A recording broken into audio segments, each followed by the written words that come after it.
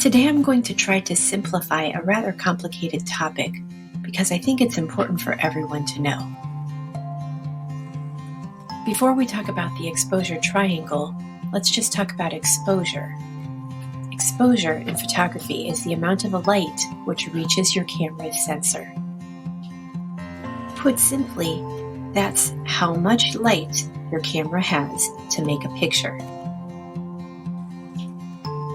The exposure triangle shows you how the three different elements that affect light come together to affect the exposure of your image. Let's talk about each of these things one at a time. First, let's tackle the aperture. Basically, the aperture refers to how big the opening is that lets the light into your camera. When somebody talks about the f-stop on the lens in your camera, this is what they're talking about. The smaller the number, the bigger the opening, and the more light it lets in. If you are shooting with the aperture wide open, as we say, or with a small f number, then your subject is going to be in focus, but there won't be much in focus in front of them or behind them. You'll get that blurry background, which is good for portraits, but it's not always good depending on what you're trying to take pictures of. This is where better lenses, which are often much more expensive, are beneficial, as they have the ability to open more and let in more light. Next, let's talk about shutter speed. How long is your camera's shutter open, letting the light in? This diagram shows it nicely. If your shutter is only open for 1/500th of a second, you get a nice sharp picture, even if your subject is moving. But if you have to leave it open for a half a second in order to get enough light in there to get the picture, there's a good chance that your subject is going to be blurry, because nobody holds that still for that long. I bet the question that people ask me the most often is, why can't I get a good picture of my kid playing basketball or volleyball in the school gym?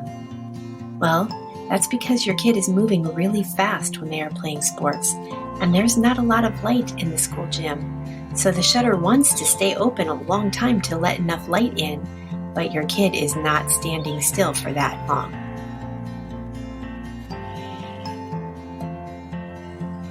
Last, we'll talk about ISO.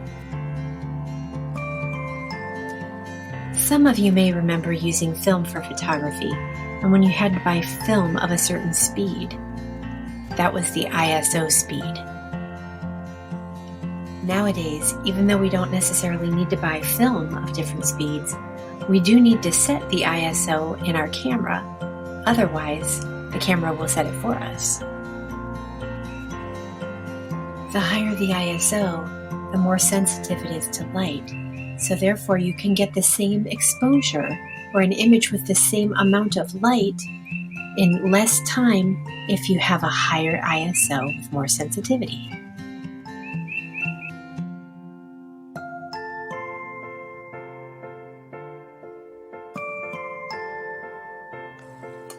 This one is nice and clear, whereas this one has gotten quite grainy. Aperture, ISO, and shutter speed all work together to give your camera's sensor enough light to make an image. These three things work together in any combination to give your camera enough light to make a good exposure. All you have to do is adjust how much you're getting from one in order to make up for what might be lacking from another. And this is why photographers like to shoot manual mode, so that they can control the three elements of the exposure triangle rather than letting the camera decide it for them, because the camera doesn't always make the right decision on its own.